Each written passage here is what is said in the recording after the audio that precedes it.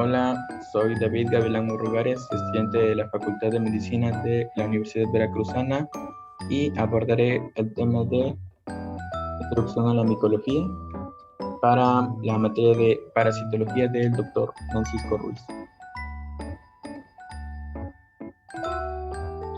Y bueno, hablando de la historia de la micología, a la micología también se la puede conocer como micetología.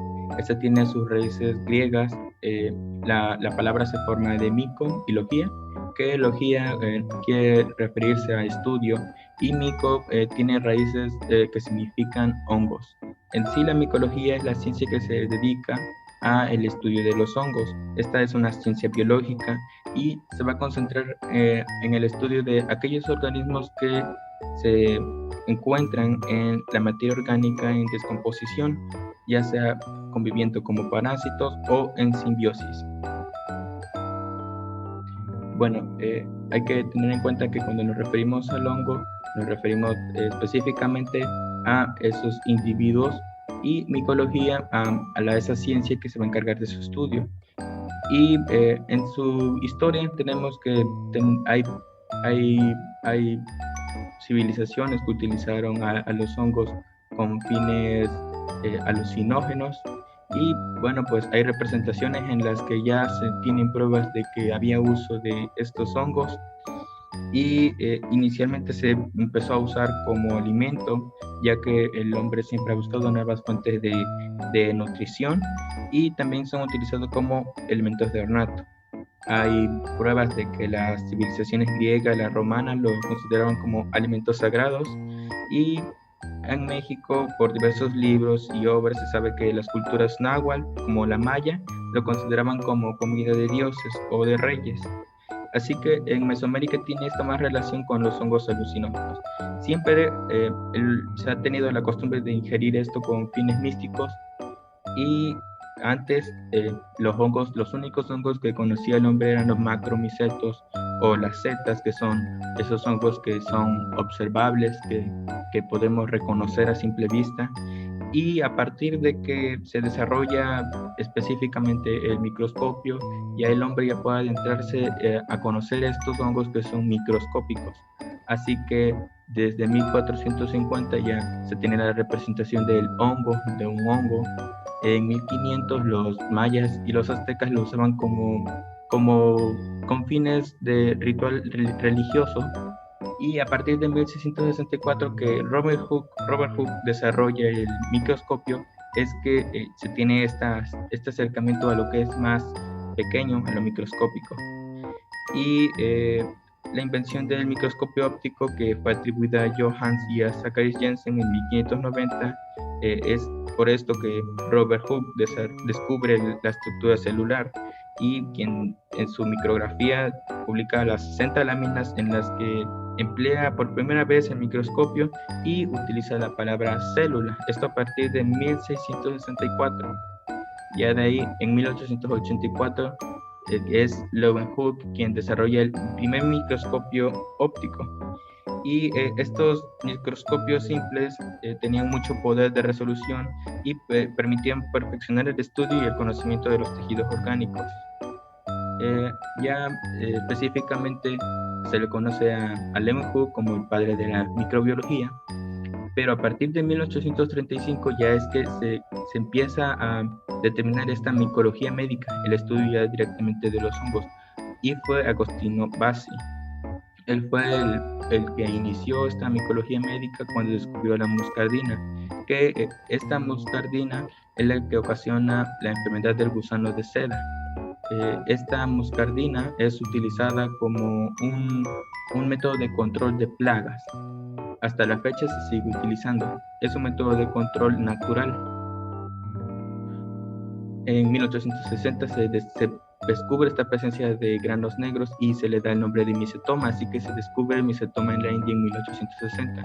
Y en 1890 Saburaud, que fue quien descubre este medio, este agar, que es un medio en el que se puede proliferar la reproducción de los hongos, y esto se debe a que contiene peptona, tripteína, glucosa, que permiten el desarrollo de estos hongos y puedes observarlos a partir de ahí.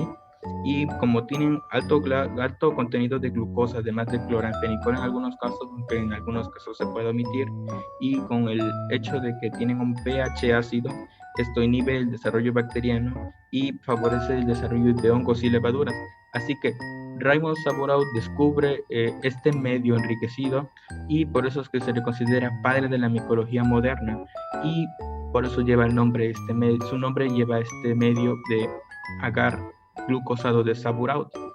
A partir de 1920, Alejandro Fleming fue el que descubre el efecto de los antibióticos de la penicilina, luego de observar que dejó una muestra en una placa de Petri y se desarrolló un hongo que fue Penicillium notatum, y a partir de este Penicillium notatum se pudo emplear en la medicina como un antibiótico.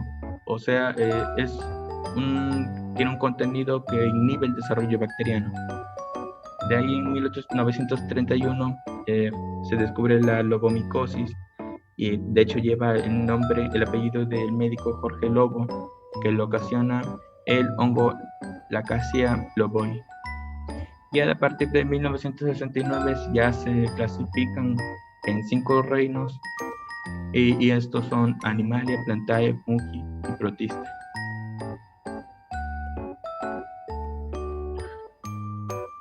Bueno, la micología médica se va a encargar específicamente de estudiar la gama de patologías, como pueden ser micotoxicosis, alergias o micosis.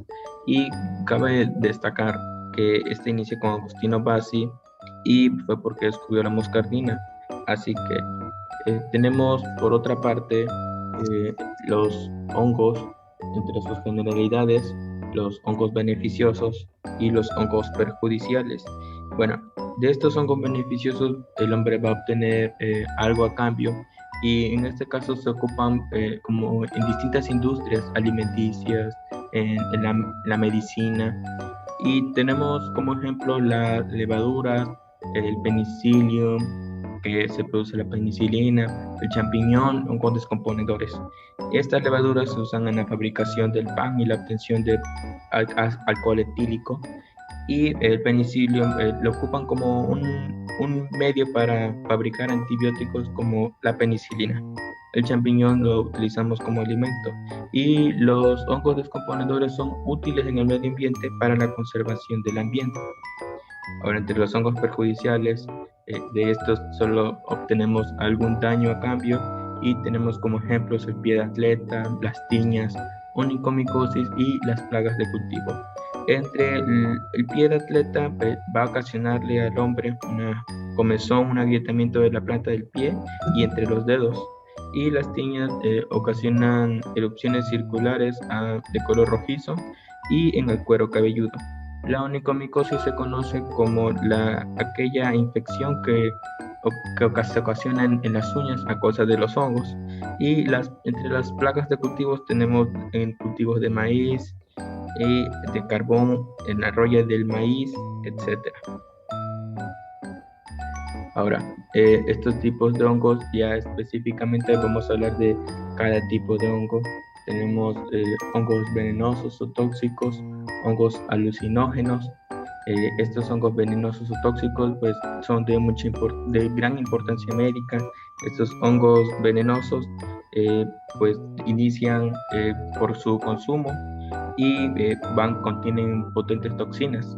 Los hongos venenosos se descubren cuando el hombre empieza a consumir de todo lo que encuentra a su alrededor, y hay setas y mohos que producen toxinas, y entre estas la más importante es la amanita, que es este hongo de color rojizo con puntitos blancos que es muy conocido. Esta amanita es muy tóxica si se ingiere en grandes cantidades y se le conoce como el trueno o el hongo de las moscas. Tiene un gran poder insecticida. Otra seta tóxica también es Clavisum purpurea. Esta contiene alcaloides muy potentes que son similares al ácido lisérgico. El LSD es una potente droga, y causa una serie de trastornos orgánicos como convulsiones, apnesia, contracciones musculares, vasodilataciones. Los hongos alucinógenos son capaces de provocar alucinaciones visuales, auditivas o de ambos tipos.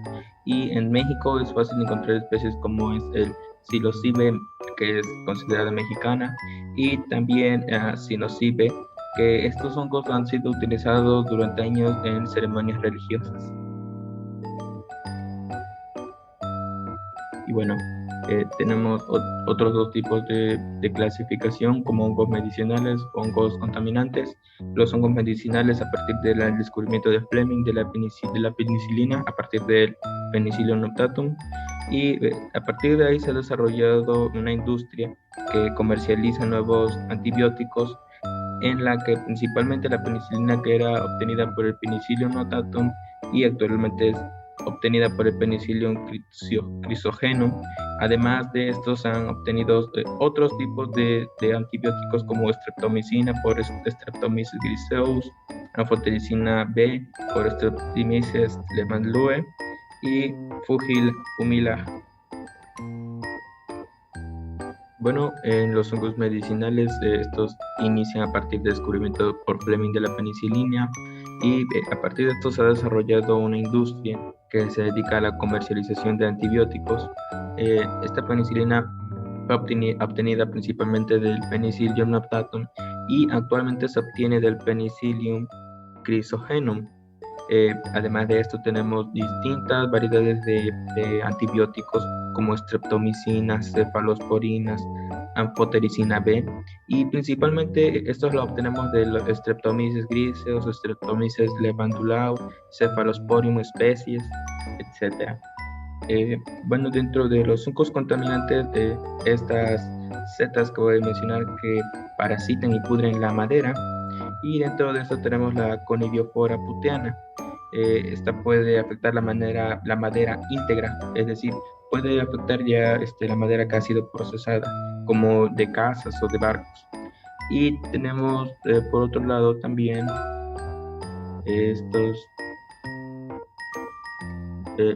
tenemos también los hongos biocontroladores. Estos son diversos hongos entomopatogénicos que se pueden emplear para control de plagas de forma natural, como el Metarhizium o la Fusarium. Los hongos patógenos, pues estos inician hasta el siglo XIX con el descubrimiento de la primera enfermedad, que fue la muscardina, que es la enfermedad del gusano de seda, y a partir de ahí se reportaron y se estudiaron las diversas micosis humanas.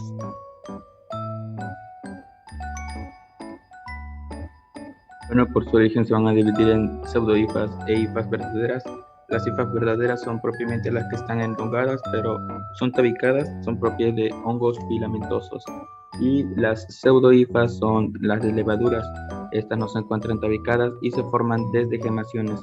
No se van a desprender, solo se van a enlongar hasta asemejarse a una hifa verdadera.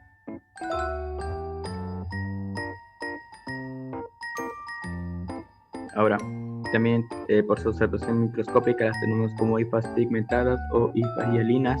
Las hifas hialinas son aquellas que carecen de pigmentos, por lo regular son ejemplos del aspergillus, el penicillium, y las hifas pigmentadas se caracterizan por poseer pigmentos, sobre todo estos son de tipo melánico, y estos son de algunos hongos contaminantes como Cladosporium y la Rhodotorula.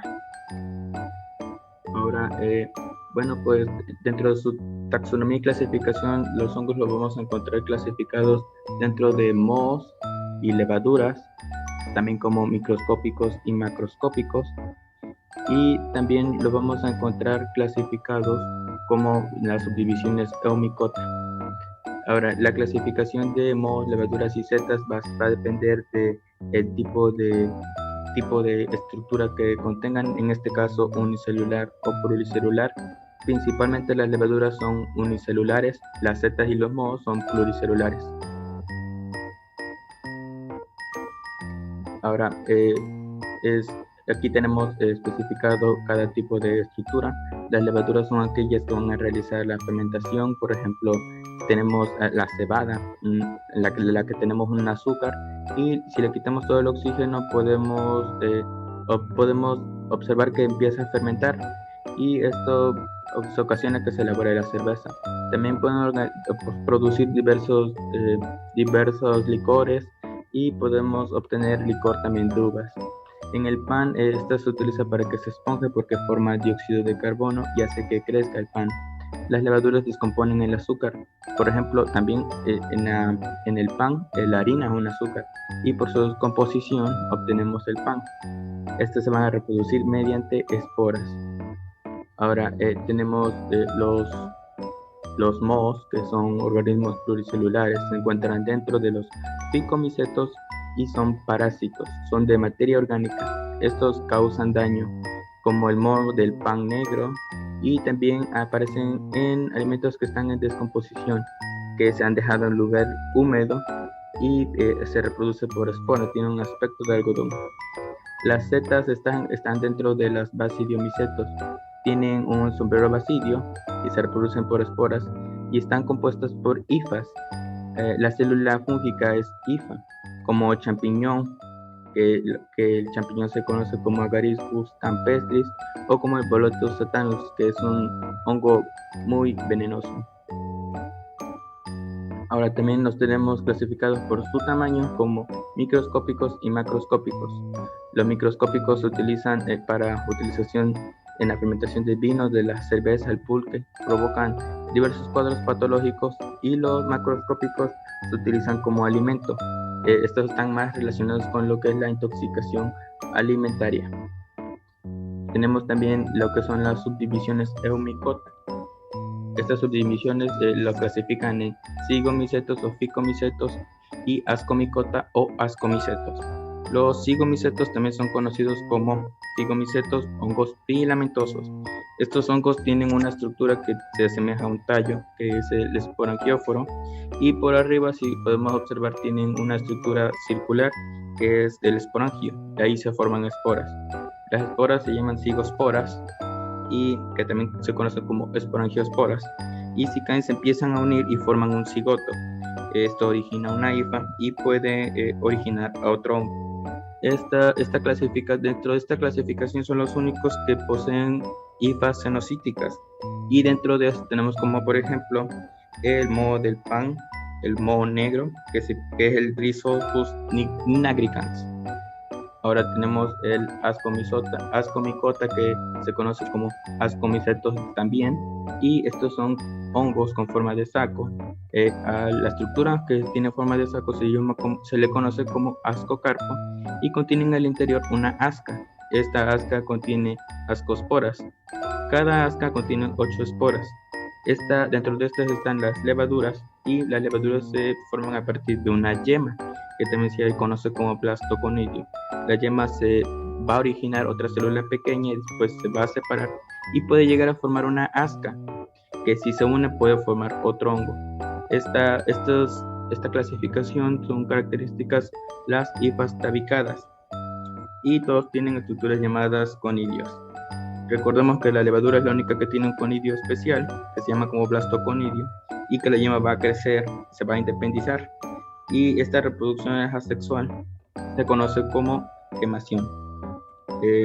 Algunos de estos hongos tenemos la levadura de la cerveza, Saccharomyces cerevisiae, también el Clavisis purpurea, que de ahí se produce la LSD, el ácido lisérgico, y el Penicillium notatum, también las trufas, que son características porque son comestibles.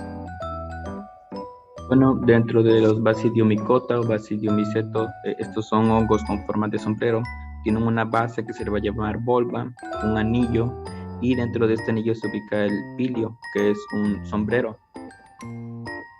Bueno, en el interior de esto van a encontrarse laminillas, que dentro de ellas hay basidios. Cada basidio produce 4 basidiosporas. Ejemplos de estos tenemos el Agaricus campestris, que es el champiñón común que conocemos, y el Amanita vermis, que ha nacido también como el ángel de la muerte, que ya he comentado anteriormente, y estos van a presentar hifas tabicadas. También tenemos a los deuteromycotas o deuteromicetos. Estos no tienen reproducción sexual conocidos, por eso se clasifican aquí y se les llama como hongos imperfectos. van a caracterizarse porque pueden ser microconidios o macroconidios, y dentro de estos van a estarse los dermatofitos como el Trichophyton rubrum, el Trichophyton tonsorum, el Epidermophyton, el Aspergillum y la Candida albicans.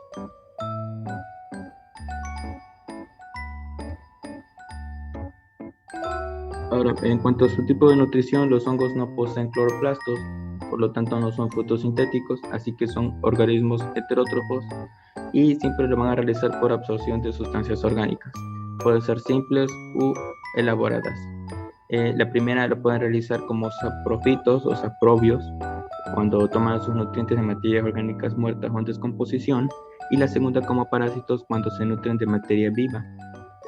Para su crecimiento necesitan carbohidratos como fuente de carbono, sobre todo glucosa, sacarosa, maltosa, y tienen la capacidad para almacenar ácidos grasos, así gliceroles y glucógeno en vacuolas.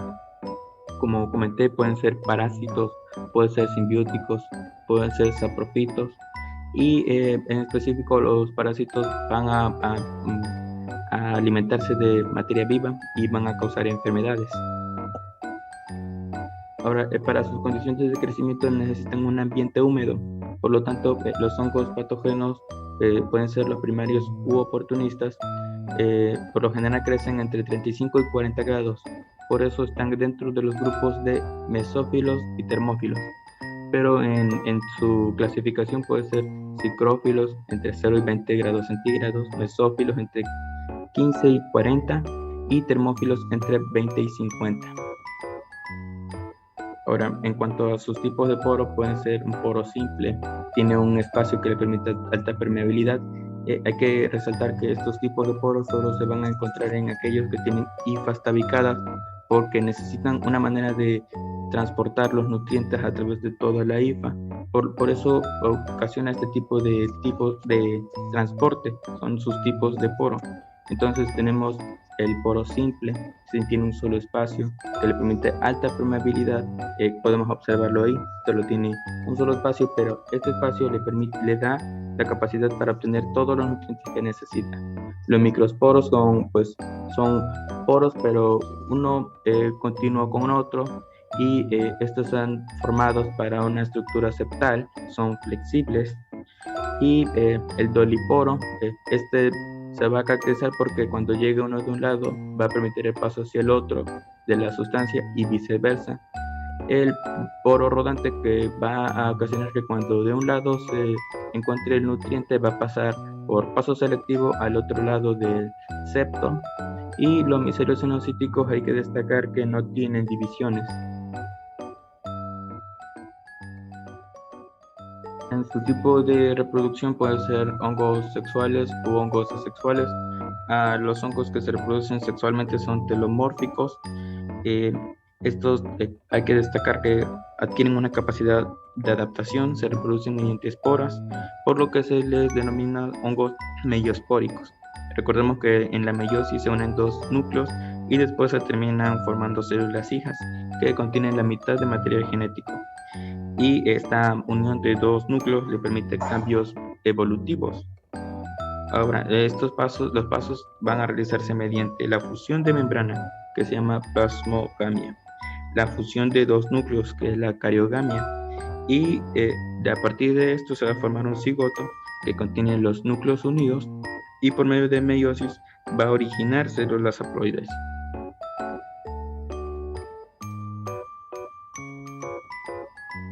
En la reproducción de los hongos de manera asexual, pues tenemos que estos hongos son microspóricos, van a permitir mantener la especie, va a formar células idénticas al progenitor. No necesita otra célula para poder dividirse, podría decirse que solo se desprenden y originan una nueva. Estos son característicos de hongos filamentosos que se producen por fermentación de hifas y de levaduras que se producen por gemación. Se representa dentro de estos a los ascomicetes, zigomicetes y algunos basidimicetes. Ahora, para las técnicas de diagnóstico y los procedimientos, tenemos métodos microbiológicos convencionales, anatomopatológicos, métodos inmunológicos y métodos moleculares y métodos bioquímicos. Ahora, para las muestras de diagnóstico de la micosis, vamos a poder obtenerla bien desde la escamación de la piel, originando polvo en las uñas para poder obtener un buen diagnóstico, o introduciendo hisopos para obtener muestras de las narices, de pelos, de piel, de mucosa principalmente. Otro tipo de muestras pueden ser pulmonares o de fluidos biológicos. En las pulmonares tenemos un lavado braquioalveolar, se introduce un instrumento que permite obtener una muestra, y el esputo, pues esto vamos a originar a partir de los fluidos del paciente.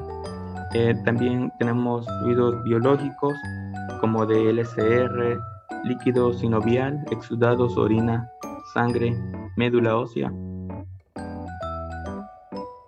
Con otras muestras de diagnóstico de micosis podemos obtener desde los tejidos, por ejemplo, de partes que han estado en contacto con micosis oculares, ópticas, catéteres, sondas, materiales. En estos se ocupan instrumentos que permiten la obtención de estas muestras para su posterior diagnóstico.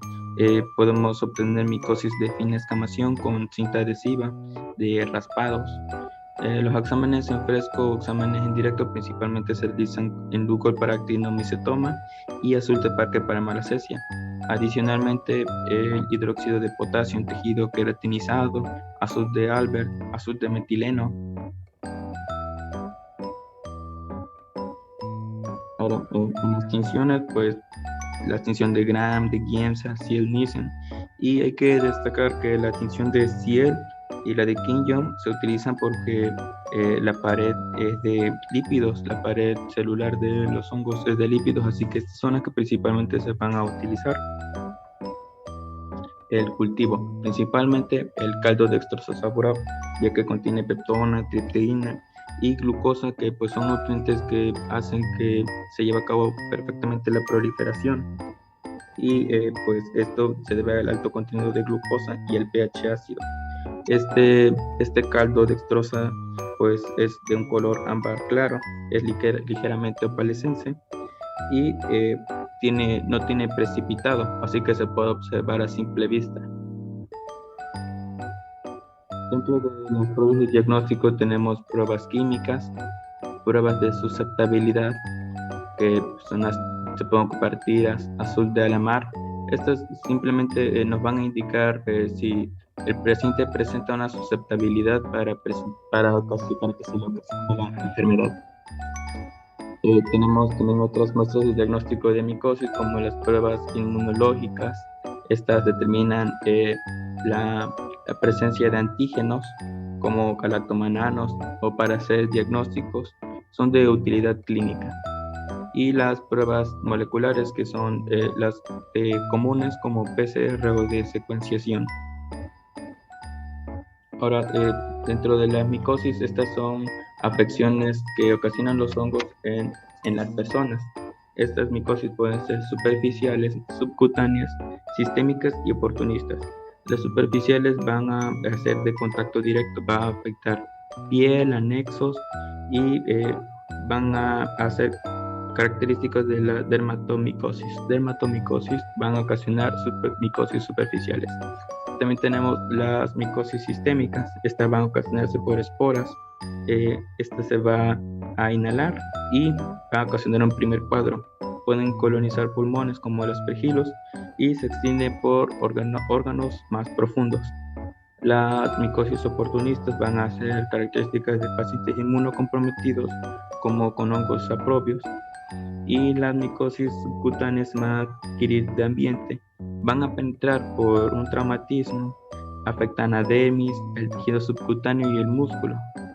Y dentro de esta tenemos, por ejemplo, la micosis del jardinero, la micosis del delfín. La micosis del jardinero, pues, Protrix chantic, puede ser causada por hongos endógenos y exógenos, y estos hongos poseen tropismo.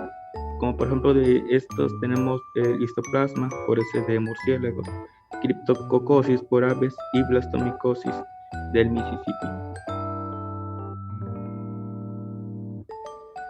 Ahora, Dentro de los antimicóticos, estos antimicóticos van a atacar principalmente el ergosterol, ya no va a presentar resistencia, y esta comparación con las bacterias que pueden hacerse resistentes no se modifica porque en el caso de las bacterias la superficie es de proteínas y en hongos no cambia nunca.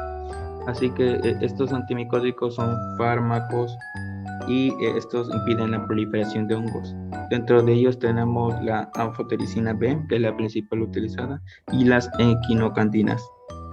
Ahora, estos antimicóticos sintéticos se debe tener cuidado con el hígado porque son hepatotóxicos y van a inhibir las enzimas responsables. Bueno, dentro de los antimicóticos, los que inhiben la enzima responsable son el ketonazol y el miconazol.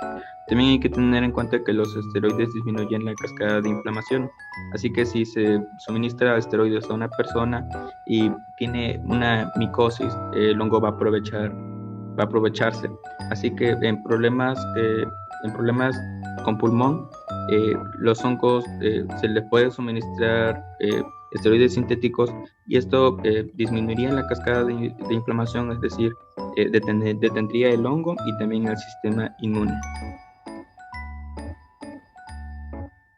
Dentro de las vacunas antifúngicas tenemos las vacunas de microorganismos vivos o inactivos o atenuados, o las vacunas de antígenos, vacunas de DNA y vacunas con linfocitos T y CPA activadas.